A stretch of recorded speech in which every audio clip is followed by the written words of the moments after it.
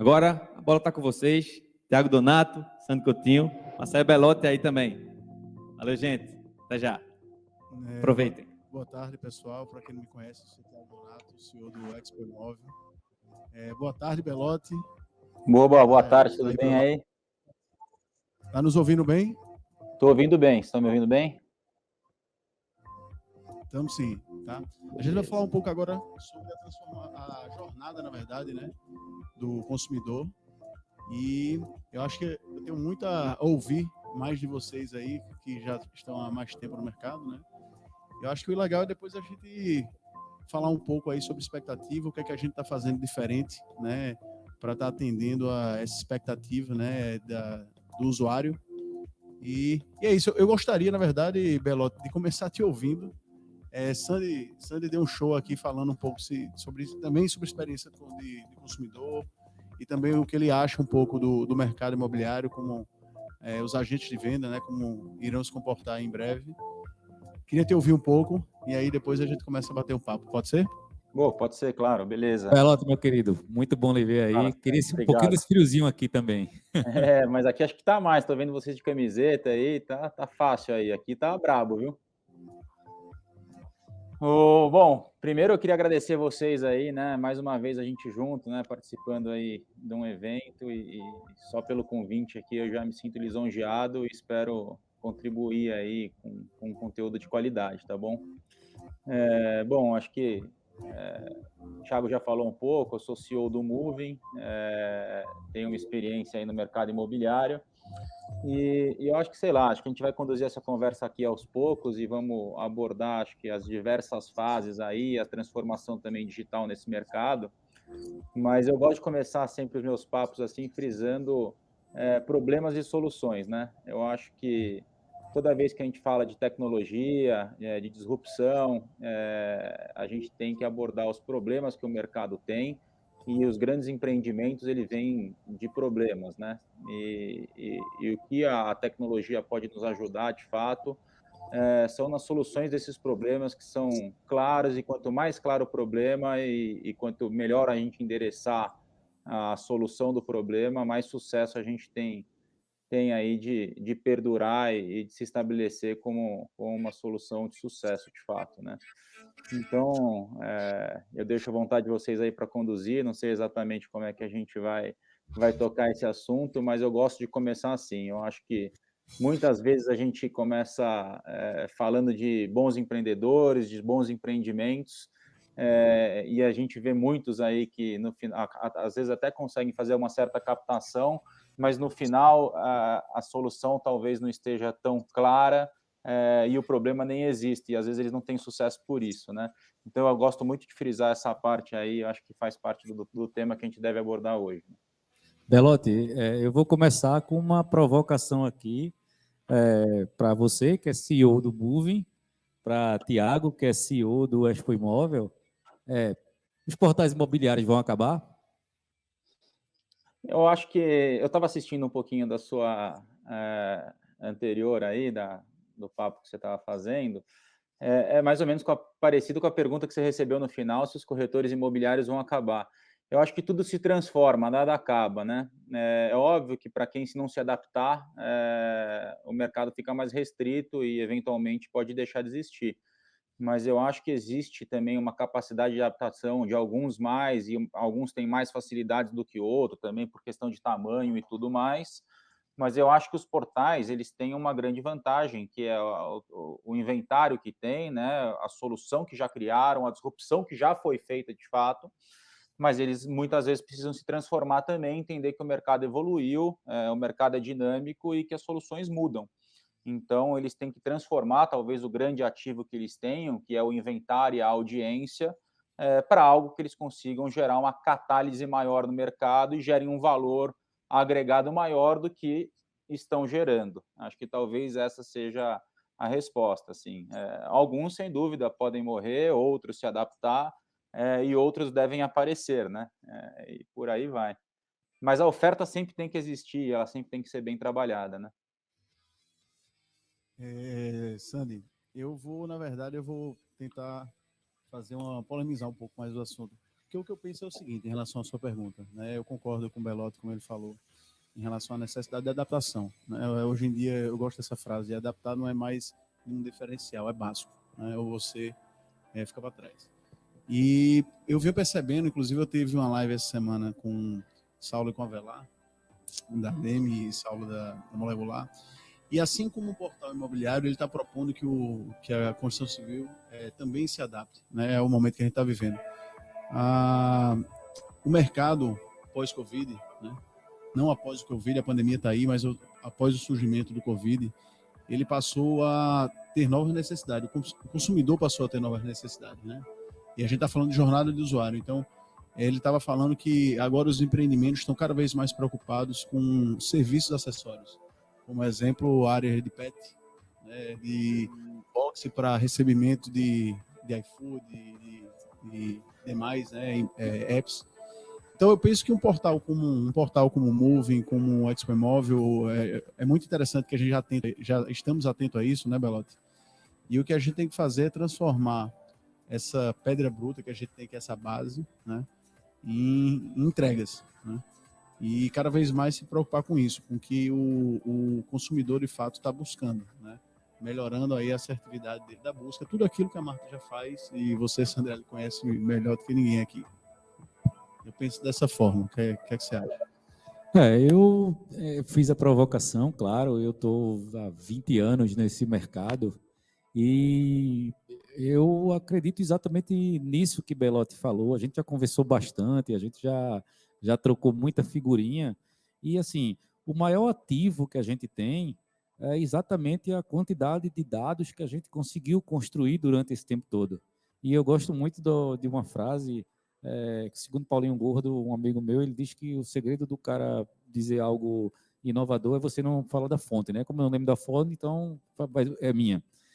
Que dados não é o novo petróleo, né? Na verdade, dados é urânio. Se você não tratar direito, vai explodir, vai contaminar, vai trazer coisas ruins. Então, assim, eu concordo. O grande ativo que os portais imobiliários criaram foi ser uma fonte consolidada de dados.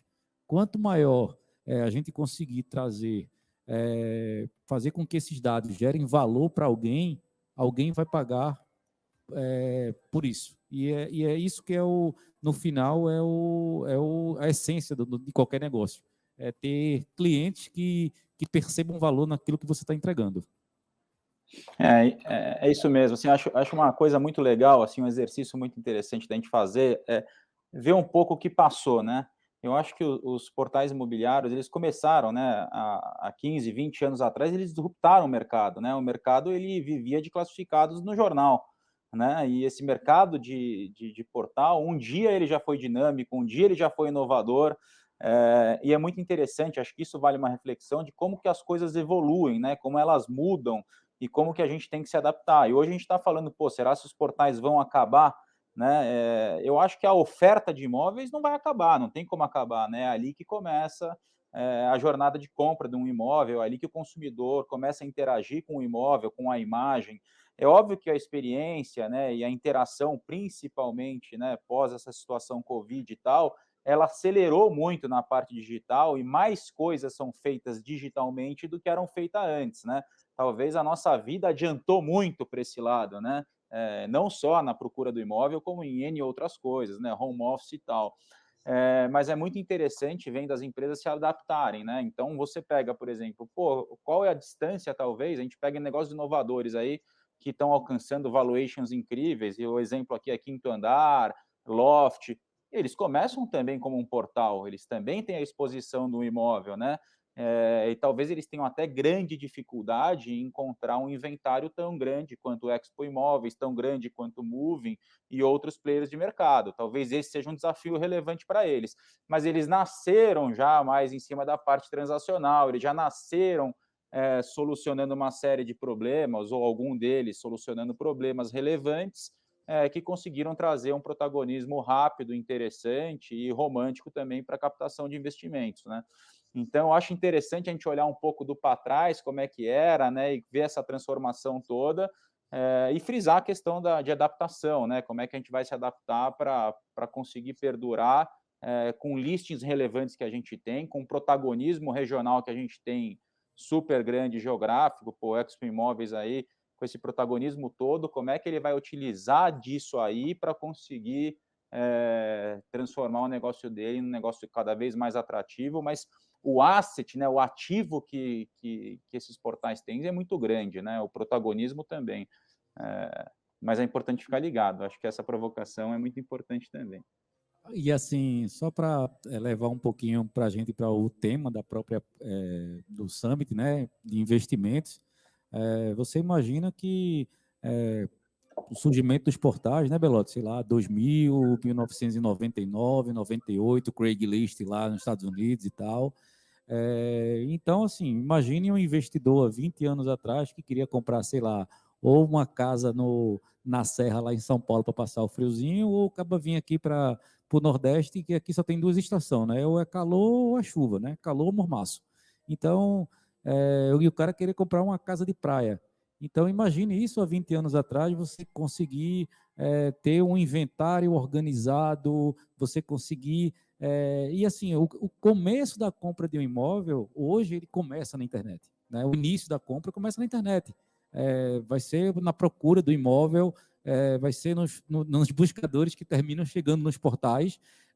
E assim, e o que eu queria perguntar para vocês a gente inicia o processo da compra de imóvel, mas o que é que está faltando para que o investidor, sei lá, que está passando frio na Finlândia, compre aqui uma casa em Maragogi e venha passar um calorzinho aqui com a gente. Então, assim, o que é que vocês acham o que é que falta? Hoje, o começo talvez já esteja mais digitalizado, talvez o final, mas o que é que vocês pensam do meio? Vamos lá, vou começar isso aqui, viu, Belotti? E eu Vai lá. vou falar do que eu penso, tá?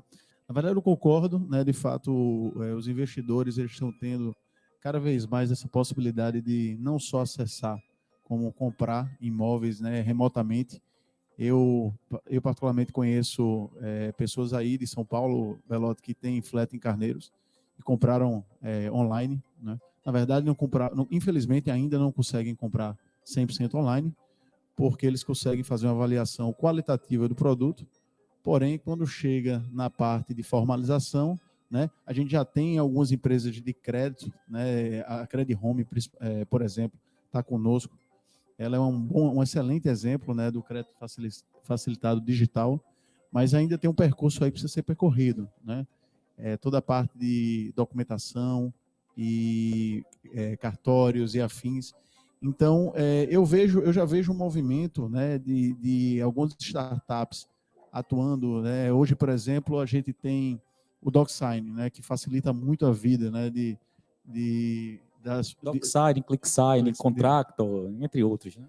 Então, assim, eu vejo como um instrumento hoje, por exemplo, quando você vai assinar um contrato de mútuo, né, onde tem investidores, né, Belotti, investidores do Brasil todo, o instrumento é esse, e em menos de uma semana você tem 20 pessoas assinando aquele documento. Então é um processo que está em evolução, que a pandemia acelerou, né? Eu vejo também outras áreas assim, mais burocráticas que também se digitalizaram por questão de segurança, né? Não foi nem por questão de querer dar celeridade, mas a gente ainda tem alguns desafios aí no percurso, no caminho, né? Essa parte de impostos e tal. Eu realmente eu acredito que em algum momento a gente vai conseguir superar essas barreiras, mas eu acho que são empresas como as nossas, né, que constroem isso junto. Né? Não à toa que estamos aqui 2 portais imobiliários, né, Belotti? É isso. Então, é isso, trabalhando em prol do mesmo objetivo. Mas vai lá, Belotti. Eu concordo super, assim, acho que a gente tem uma visão bastante parecida. Eu acho que a gente está tratando aqui de um mercado com aspectos culturais assim super enraizados, né? O mercado imobiliário, ele naturalmente ele é um mercado que tende a evoluir de maneira mais lenta, ele é muito tradicional, até pelo valor agregado, até pelos agentes envolvidos e tudo mais. Eu acho que assim a nossa tarefa aqui, ela ao mesmo tempo que ela é uma tarefa árdua de quebra de paradigmas, e eu não tenho a menor dúvida em relação a isso, ela é muito promissora, porque tem muito para fazer, tem muito para evoluir, e eu sinto que nós nos encontramos aqui, e não é à toa, com o propósito de resolver alguns problemas latentes desse mercado, e sem dúvida que nós estamos na busca e temos na mão aí, e acho que a Marta é um desses exemplos, boas soluções para resolver. Mas como acho que o Sandy muito bem colocou, eu acho que essa parte boca de funil que os portais abordam, ela está muito bem resolvida, então acho que universalmente assim a gente consegue ter acesso a boas ofertas imobiliárias. A parte final, eu acho que tem empresas, principalmente a Credit Home aí, na parte de crédito imobiliário, originação de crédito imobiliário, funding para crédito imobiliário, o próprio Moving, a gente também tem uma esteira digital de originação com Bradesco, de crédito imobiliário, aonde a gente também tem resolvido certas fricções, adiantado um pouco esse processo, fazendo ele de maneira mais rápida, mas eu sinto que ainda tem muitas restrições no meio do caminho, né? E essas restrições, assim, acho que é um negócio que a gente vai aculturando digitalmente aos poucos. Eu acho que o mercado ele é um mercado um pouco medroso, então acho que a parte de conteúdo, geração de conteúdo, informação, ela é muito importante, ela não pode ser esquecida, porque talvez para nós aqui que atuamos nesse mercado, a coisa é muito fácil, ela flui muito bem, e nós temos todos os passos da jornada de maneira muito clara, mas um brasileiro compra em média um imóvel e meio por vida, né? Então, ele está fazendo aquele negócio pela primeira vez, né? Então, como é que, em termos de conteúdo, a gente consegue fazer com que essa jornada flua muito melhor? Como é que nós conseguimos transformar essa informação numa informação mais palatável para a audiência?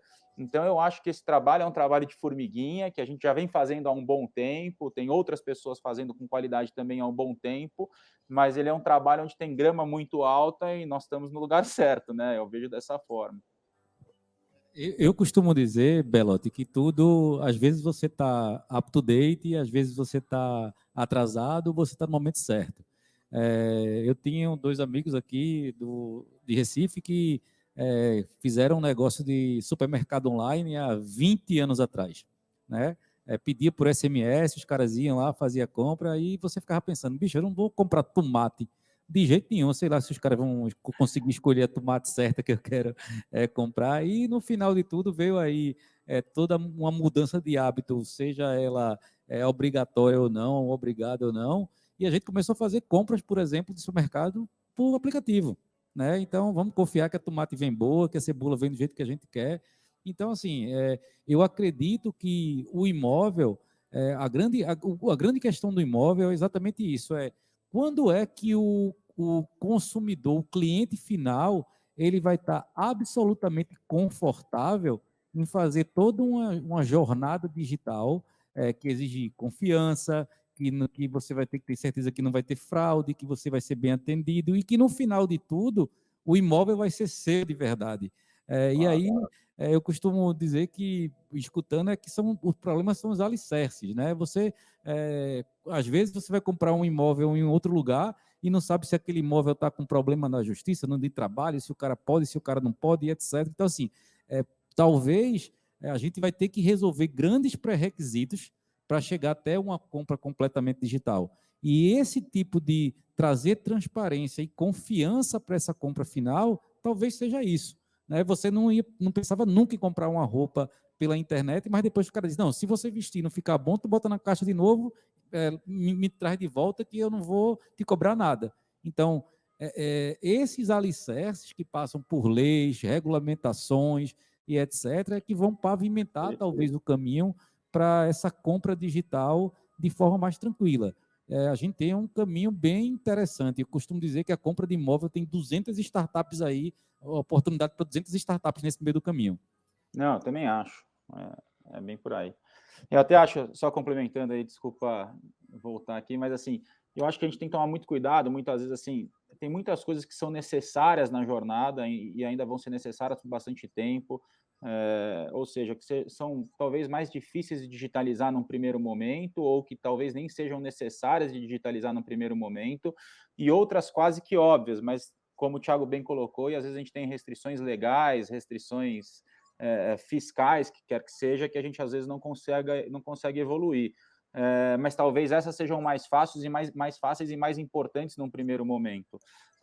Eu, de certa forma, vejo assim, obviamente, a gente tenta atacar nas soluções que estão mais à nossa mão, e que talvez sejam mais necessárias assim de serem atacadas, como, por exemplo, eu sou um fã, e o Sandy sabe aí, da questão da Marta Inteligência Imobiliária. Eu acho que é uma super de uma solução. Então, ela traz muita eficiência para a jornada de compra do imóvel, mas, pô, tem outras coisas, por exemplo, que talvez a gente não consiga, talvez a batalha nem seja certa agora, tentar resolver digitalmente, né? Então, tem que tomar muito cuidado, porque quando o brasileiro compra um imóvel e meio por vida, talvez ele vai tomar certos cuidados que não são digitalizáveis. É isso que eu quero falar, né? Tudo bem, a gente talvez consiga fechar a primeira interação com o imóvel de maneira até levando uma oferta muito mais qualificada do que a gente levava antes. Eu acho que a pandemia até acelerou isso. Hoje, a audiência está carente de uma oferta muito melhor, mas talvez a visitação ainda tenha um desafio, talvez a gente consiga evoluir certa parte, mas não 100%. Mas essa parte, principalmente também do crédito imobiliário, de um bom corretor, acho que você aborda bastante essa questão, né, do corretor, que ele também tem que se transformar. Eu acho que é super importante, e o ambiente colaborativo que você aborda bastante também, ele também precisa prosseguir nesse caminho. Da minha parte, vocês estão me ouvindo, né? Da minha parte, eu sou otimista. Na verdade, eu costumo dizer isso, que eu sou otimista. A gente está vendo alguns movimentos aí em relação à burocracia que nos deixam mais esperançosos de a gente poder ter processos mais digitais, né? Por exemplo, são as fintechs, né? A abertura no mercado para as fintechs, o Open Bank, né? Então são movimentos que estão vindo, né, a passos relativamente lentos, mas estão acontecendo, né? Então o meu otimismo me faz crer que com o tempo a gente vai ter algumas dessas etapas que são mais burocráticas sendo digitalizadas. Por outro lado, concordando com a Marta e concordando com o que vinha ser falado antes, eu acho que o papel do agente de venda, né, do corretor, ele é essencial. Eu entendo que ele vai focar no que é principal, no relacionamento, justamente nessa questão da confiança, né? Porque a confiança né, a confiança humana, né, ela tem muito mais valor do que uma informação que está ali. E, ok, a tecnologia está aí para isso, para dar informação, inclusive para acelerar o processo, né, para o agente de venda. Então é isso, o meu otimismo me faz crer que a gente está num caminho bom, né, e juntando forças a gente vai chegar mais perto. Quer puxar alguma coisa? Eu tenho um professor, Luciano Meira, um cara genial. Ele diz que o ser humano ele é muito sinestésico, né? Assim, a gente gosta de sentir, tocar, ver. Os sentidos da gente fazem parte do que a gente é. Então, assim, talvez, além de toda essa confiança, como o Belotti disse aí, uma maneira de você comprar um imóvel e meio durante uma vida inteira. Então, a maioria das pessoas compram um imóvel. Se você não é do serial, e normalmente para morar. Então você quer saber onde você vai morar, você quer sentir onde você vai morar, você quer estar lá, você quer ter aquela sensação. Então, assim, são coisas que, talvez isso que Belotti falou, de um pedaço da jornada, ela tem que ser facilitada. Às vezes, o que a gente fala de digitalização, na verdade, é facilitação. Seja mudando o processo, não simplesmente maquiando com uma camada de tecnologia ou de digitalização, mas mudando o processo. Mas algumas coisas elas vão continuar. E assim, eu acho que esse sentir, e aí talvez seja o papel predominante de alguém ou algo que vai apresentar aquilo que você está comprando. Então, e aí hoje, esse papel do corretor, do facilitador. Então, assim, eu acho que essa é a principal, você você querer sentir, né? Boa. Fazendo um link com o empreendedorismo aqui também, que eu acho importante, a gente tem um case super interessante no Moving. A gente tem dentro do Moving a gente avalia imóveis também. A gente tem um algoritmo de avaliação que nós desenvolvemos, inclusive a gente trabalha, os nossos clientes são os bancos, os financeiros. Então, a gente conhece bastante a jornada também de crédito imobiliário, e a gente sabe que ela é bastante morosa, gerando fricção também para o consumidor na compra do imóvel. E uma das coisas que mais atrasa a liberação do crédito imobiliário é a parte de avaliação do imóvel, que é a alienação fiduciária, que o imóvel está sendo avaliado pelo banco. E aí nós desenvolvemos um algoritmo digital para conseguir fazer essa avaliação remotamente e com uma segurança super boa, com uma assertividade muito boa, e o negócio se provou, e hoje a gente tem contrato com diversos bancos, a gente atua com isso. Mas o mais interessante aqui é que a gente criou essa demanda que não existia. A avaliação ela era toda feita física, e não existia uma resolução do Banco Central permitindo que fizesse remotamente. Mas nós fizemos o algoritmo mesmo antes disso. E nós ficamos com o algoritmo pronto e ficamos oferecendo para o banco. Vai, faz, é bom, comercialmente é bom. Os próprios bancos, naturalmente, forçaram, né? E aí saiu a resolução do Banco Central e nós conseguimos conseguir assinar esse contrato de forma pioneira aí, e estamos surfando uma onda boa e gerando um trabalho de qualidade para os bancos também. Então, assim, isso só para fazer aqui uma introdução no sentido do empreendedorismo. Eu acho que a gente viu um problema, claro, a gente tinha como solucionar, um dos nossos acionistas é a Engie Bank, uma avaliadora super credenciada, né, super tradicional, e a gente tinha acesso a dados, tanto de ofertas, que o Moving tem um listing grande, como também das avaliações já executadas pela Engie Bank. E aí nós empreendemos no sentido de gerar essa solução para o mercado, e aí o resultado foram os contratos. Então, acho que na parte comercial, que a gente está comentando aqui, na parte de originação de crédito imobiliário, a Credit Home foi uma das pioneiras em fazer isso aí de maneira mais fácil, né, e tirando fricções da jornada. A Marta está também fazendo isso com uma qualidade muito grande, né? Então, acho isso super importante no sentido de, estamos entregando um valor para o mercado, estamos tirando fricção e estamos tendo sentido. Então, eu estou fazendo quase que um contraponto. Quando eu falei da parte ali, vamos digitalizar o que dá, eu estou fazendo uma crítica, principalmente, assim, quando falam na construção, vamos digitalizar a construção civil. Eu quero ver digitalizar o tijolo, é impossível. Vamos digitalizar o que dá, mas quando a gente vislumbra, por exemplo, um espaço, um problema, eu acho que a chance do negócio ter maior sucesso mais rápido é bem maior, né?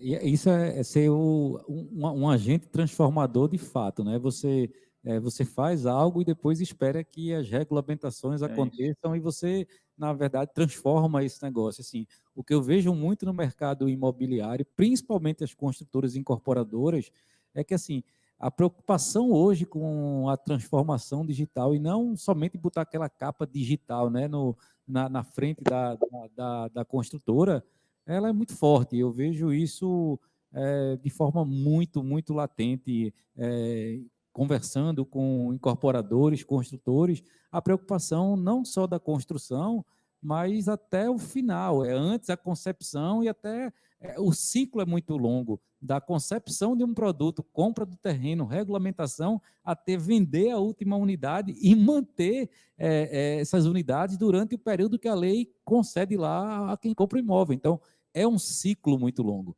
Então, como eu disse, tem muito problema para ser resolvido, digitalizado, para ser explorado, tem muita oportunidade. Eu não tenho problema, tem oportunidade, né, Belotti? É verdade, é exatamente isso aí.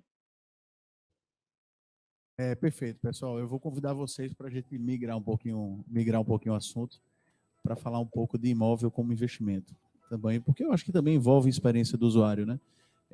A gente percebeu agora na pandemia que existia uma valorização novamente dos imóveis maiores, né? Porque as pessoas passaram a se importar mais com suas residências, né? Necessidade de um home office ou de uma sala, de uma varanda gourmet. A Vela falou sobre isso, bem falado essa semana, inclusive. E, por outro lado, a gente enxerga que os imóveis pequenos, eles ainda têm um yield maior, né? Então, e com o turismo doméstico também, eles mantêm a atratividade em relação ao investimento. E aí eu queria, na verdade, eu vou passar para fazer uma pergunta para você, Belotti, em relação a essa transformação que está acontecendo, né? De acessórios, né, nos imóveis. O que é que qual a sua visão em relação a, como investidor, o que é que você buscaria, né, em um produto, para você entender que aquele produto, ele de fato, ele é atrativo em relação a investimento, né? E qual a sua visão, né, de um imóvel como investimento? Boa. Bom, eu vou começar falando do começo, acho que o negócio da pandemia, eu costumo falar que ele deu uma chacoalhada, né? Acho que essa chacoalhada, ela aquece o mercado como um todo, porque tem gente que resolveu casar, tem gente que resolveu separar, então, assim, vende imóvel de todo tipo, né? Porque mudou a vida de todo mundo, essa é a verdade, né? Viu, Belotti? Eu conheço, inclusive, gente que fez os dois, se separou e casou novamente na pandemia. Esse aí é um aventureiro. Mas, então, assim, deu uma chacoalhada geral, essa é a real. Então, o mercado não tem como não aquecer com uma mudança tão grande, né? Uma mudança tão radical. Mas falando mais especificamente na sua pergunta, do ponto de vista do imóvel, que talvez eu me sinta mais seguro em termos de investimento, eu acho que toda vez que a gente vai investir, a gente tem que olhar para uma série de fatores, né? Não é uma coisa só. É natural, quando a gente vai mais no viés financeiro, de olhar a curva de juros, né? Então, você fala, pô, o juros esteve no mais barato histórico aí e tende a ter reajustes para cima e tudo. Então, você fala, pô, é um bom momento de comprar para pegar um financiamento mais barato e tudo. Mas a gente não pode levar só isso em consideração, né? Eu acho que tem que levar a questão do aquecimento do mercado como um todo, uma demanda reprimida, que a gente estava com a demanda reprimida, e isso já era uma tendência natural de valorização e de grandes lançamentos acontecendo, era a aposta das incorporadoras como um todo. E aí, acho que uma coisa que eu gosto muito de olhar é a questão de oferta. Então, assim, é natural quando você enxerga, por exemplo, lugares que têm menos capacidade horizontal, ou seja, de terrenos para incorporação, naturalmente que a escassez faz com que o índice de valorização daquele tipo de imóvel tenda a ter um crescimento maior do que um lugar que você consiga fazer diversas incorporações. Então, assim, eu volto a falar, acho que não é só isso, eu acho que são uma série de fatores, mas eu acho que você escolher a geografia, né, a localização, e uma boa escolha de localização, um bom acesso à precificação, aí defendendo um pouco o que a gente sabe fazer muito bem, talvez te dê um bom ar em termos de investimento, né? Então, talvez a pergunta que eu mais escuto aqui, né, dos meus amigos que não são do mercado imobiliário, se ainda é um bom momento, porque parece que os preços estão super altos e tal. Eu acho que tem imóveis caros, tem imóveis baratos, mas eu não conheço uma pessoa na minha vida que fez um mau negócio comprando um imóvel. Então, acho que isso é um ponto relevante. Eu não vejo ninguém falando, pô, eu comprei um imóvel há 5 anos atrás e hoje ele vale metade, né? Hoje ele vale 10% menos do que eu paguei. Então, assim, eu acho que isso já é uma segurança por si só. Mas eu acho que a boa escolha é uma conjuntura aí, não é uma coisa só. Não sei se eu respondi bem a pergunta. Perfeito. Só complementando, Sandy, eu já usei um paralelo parecido, o Belotti, uma vez me perguntaram sobre isso, e eu falei, quando você compra um carro, se você bota uma roda liga leve, ele não passa a valer mais. Pelo contrário, todo dia ele vale menos, né? Mas se você compra um apartamento e você coloca uma cozinha planejada, ele no outro dia ele passa a valer mais. Então é isso, o imóvel é sim investimento, é um investimento que tem tem mais segurança, né? Naturalmente, o que tem mais segurança tem menos retorno. Então, como o João fala melhor do que eu, não quero entrar nessa seara, mas a ideia é que você considere o ativo fixo, né, no seu portfólio. Mas é Claro. isso. E Thiago, acho que você até comentou, talvez, desculpa, só complementando, talvez uma pergunta que você falou dos imóveis talvez mais remotos, né, de serra, de praia, que segunda moradia, você também comentou a respeito disso. É incrível, né, como valorizaram esses imóveis, assim, mas isso era uma tendência natural, né, a restrição de viajar e mais tempo com a família, a boa internet em lugares remotos, né, você podendo trabalhar de home office, aqueceu esse mercado, né? E a convivência nesses mercados, então, melhorou também, né? Então, eu, por acaso, tenho uma casa na praia, por exemplo, então, num condomínio que eu ia lá, por exemplo, de quarta-feira, não tinha ninguém, aquilo era uma solidão total. Hoje eu tenho certeza que tem gente lá e à noite eu posso tomar um bom vinho e jantar na casa de um amigo, e o que quer que seja. Então, mudou muito esse tipo de convivência. O mercado se transformou completamente, essa é a verdade, não adianta a gente inibir isso. E isso, na minha opinião, é uma coisa que veio para ficar, porque, pô, pessoas experimentaram ter a segunda moradia, quem podia comprar, comprou, muita gente deixou de morar nas grandes capitais e adotou uma qualidade de vida melhor, então deu uma boa espalhada, assim, e eu acho que eu não acho que é uma onda, eu sinceramente não acho que a gente está vivendo uma onda, eu acho que a gente está vivendo um progresso mesmo e um mercado completamente diferente. Eu vou abordar esse mesmo assunto com um prisma diferente, né? A gente estava falando sobre segunda moradia, sobre Covid, sobre necessidade de sair daquele lugar e ir para um lugar diferente. Mas, assim, antes, inclusive, da Covid, etc., se você imaginar, na geração dos pais da gente, era, não, eu vou comprar um imóvel porque meu dinheiro está garantido, né? Então, assim, vem inflação, sai inflação, e os pais da gente viveram as hiperinflações, os problemas monetários brasileiros, mas a nossa geração, talvez no começo, pensava, não, o imóvel, ele é o segundo imóvel, ele é um passivo, né? É um custo a mais, está ali na praia, você vai ter que ter um caseiro, você vai ter mais uma manutenção e etc. Mas aí veio mais uma vez, né? Construção de processos que não existiam. E aí veio as plataformas de compartilhamento.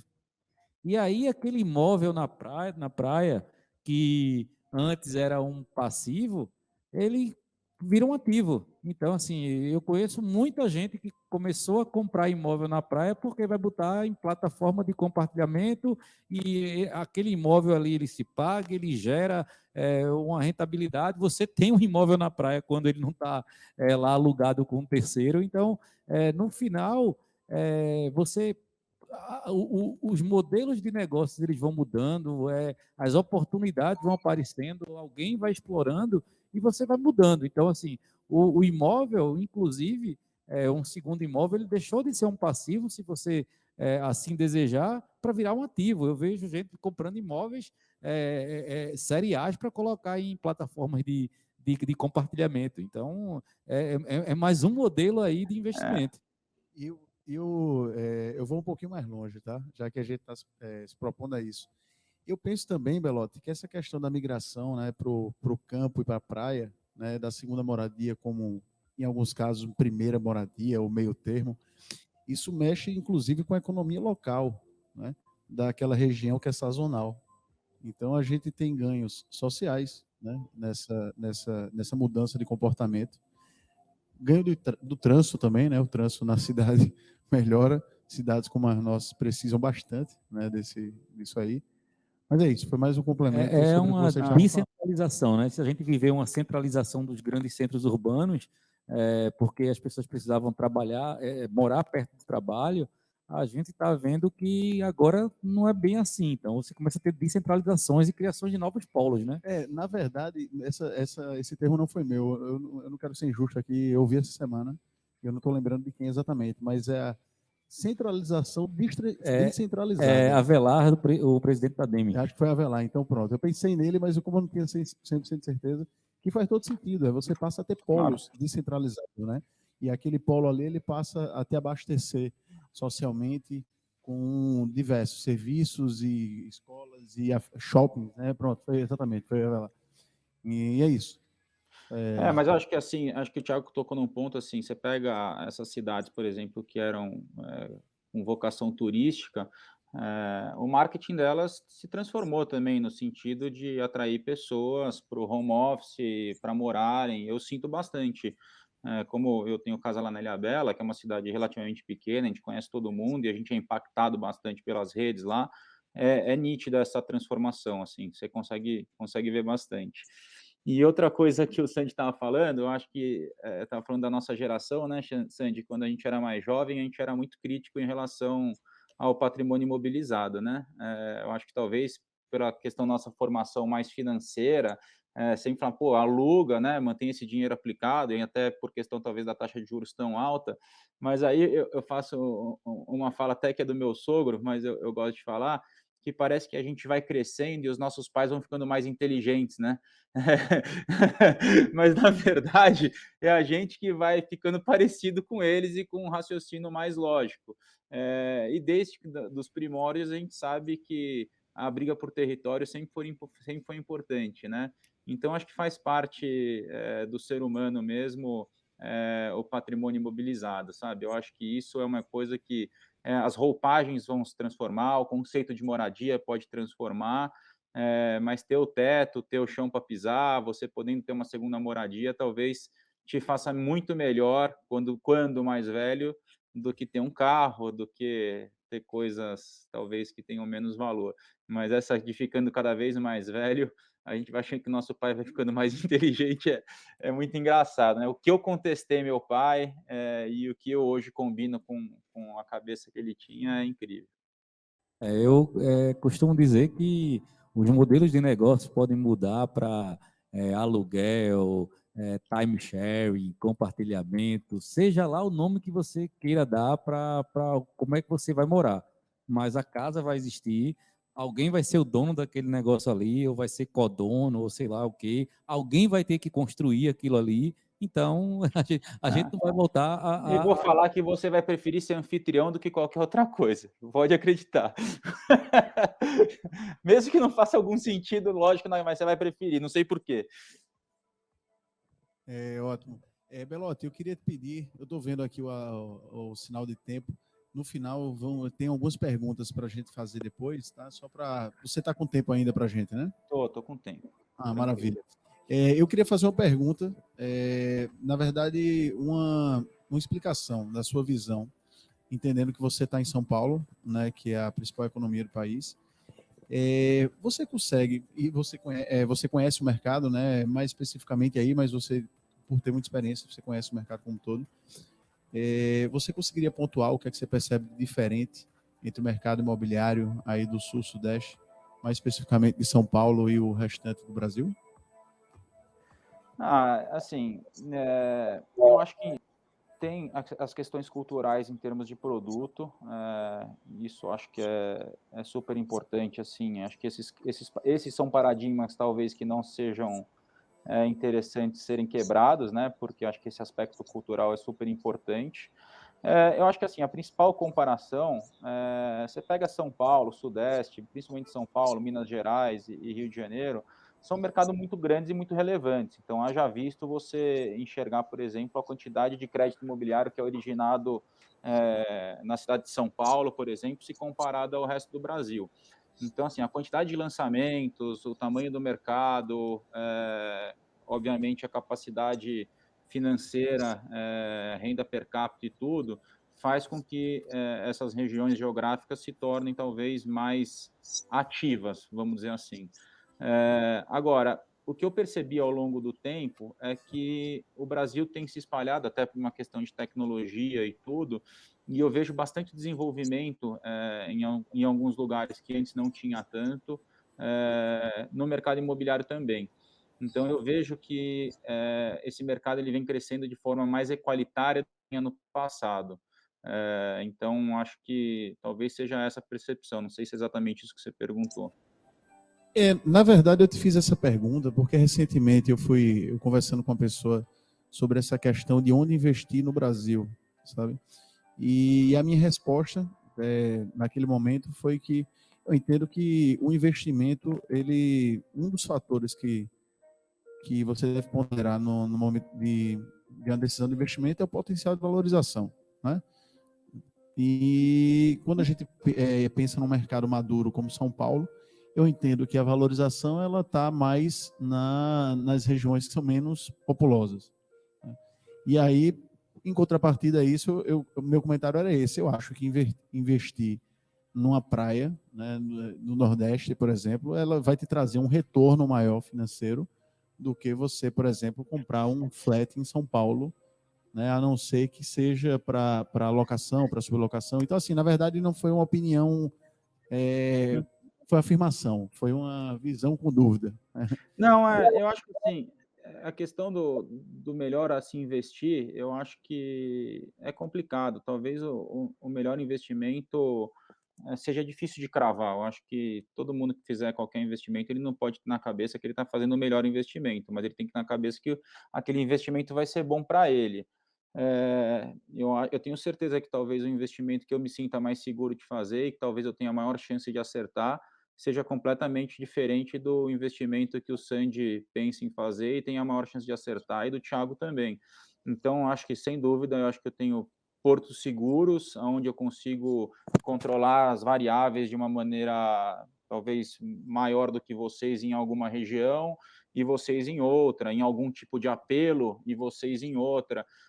Cravar talvez o melhor, eu não sei. Eu acho que assim, talvez a gente possa discorrer aqui de coisas que a gente possa convergir como um todo.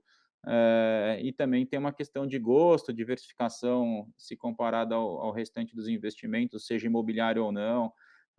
Risco também, eu acho que tem investimentos que, sem dúvida, você, por exemplo, vou dar um exemplo aqui grosseiro, se você montar um resort, por exemplo, no Nordeste, numa praia maravilhosa que o Nordeste tem, e utilizado um apelo, por exemplo, que aí venta bastante para fazer um esporte como kitesurf, talvez o índice de valorização daquele metro quadrado vai ser muito maior do que você possa sonhar em ter dentro de São Paulo, na Faria Lima. Ao mesmo tempo, você corre um risco conceitual de montar um empreendimento que não pode dar certo. Então, acho que tem N fatores, talvez, que eu não consiga cravar o melhor ou o pior, mas acho que é bem por aí. Não, perfeito. A minha pergunta, na verdade, foi isso, para a gente gerar discussão. Eu concordo com você, inclusive no mundo das startups, né, que eu sei que você é investidor, é a sua tese de investimento. Né? Você tem que entender o que você tem afinidade, o que você se sente seguro, quais são as variáveis que você prioriza, né, na avaliação do investimento. Quer falar alguma coisa, Sânia? Eu fico imaginando que assim, o lugar de antigamente, ele é sempre a oportunidade melhor do que o lugar de hoje, né? Você fica imaginando, se meu pai tivesse comprado a Avenida Boa Viagem há 100 anos atrás, que era somente um negócio que passava bonde, né? Tava todo mundo rico agora. Então, assim, no final, é a pergunta de $1 milhão, né? Onde é que você vai comprar um negócio que vai ser um ativo que vai valorizar de forma absurda? Agora, se eu tivesse comprado do mesmo jeito na orla de Pitimbu, minha casa agora estava dentro do mar, então... Não, exatamente. Eu acho que eu vou até tocar num assunto aqui interessante. Uma vez a gente recebeu o pitch de uma empresa que utilizava, muito legal, cara, e com potencial gigantesco, que utilizava a maconha com viés medicinal, né?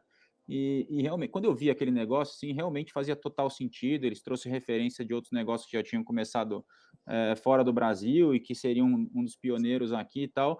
E eu olhei realmente, assim, os econômicos do negócio mostravam ser maravilhosos, né? Aí, quando eu olhei aquele negócio, eu falei, porra, é interessante como business, mas o que eu vou poder ajudar? Como é que eu vou lidar com esse negócio aqui? Não dava para mim, entendeu? Então, assim, acho que tem negócio que cabe e que a gente tem tesão em fazer, e a gente sabe fazer, a gente sabe ajudar, e a gente sabe olhar, a gente sabe analisar o investimento, a gente se sente confortável em fazer, e aquilo pode ser um bom investimento, e se não for, eu posso falar, putz, eu errei na minha análise. E tem outros que você fala assim, pô, ele parece bom, vou entrar, e aí, na verdade, parece mais um jogo de sorte e azar do que um investimento, né? Então, é meio que por aí. Perfeito, Belotti. A produção está chamando a atenção aqui, a gente estourou o tempo. Porque quando o papo é bom, funciona assim, né, Belotti? Foi muito bom, é sempre bom com vocês. Mais uma vez eu agradeço a tua participação. Espero quando a próxima vez que eu estiver por aí para São Paulo, vou dar um toque aí para a gente tomar um café, almoçar. Sem dúvida, vamos embora. Foi excelente. Na parte aí do café eu tomo, mas se for cerveja e vinho, melhora, né? Ia ser melhor uma coisinha. O Thiago falou pensando já no convite da cerveja e do vinho. Vamos fazer cerveja e vinho mais fácil. E, bom, eu só posso agradecer vocês mais uma vez. É uma oportunidade de poder falar, né, com vocês aí que são super experts no mercado. E para mim, assim, toda vez que vocês me convidarem, eu vou estar junto aqui. Vamos fazer mais coisa junto aí. Parabéns pelo evento, sucesso para vocês. Obrigado, Belotti. Valeu.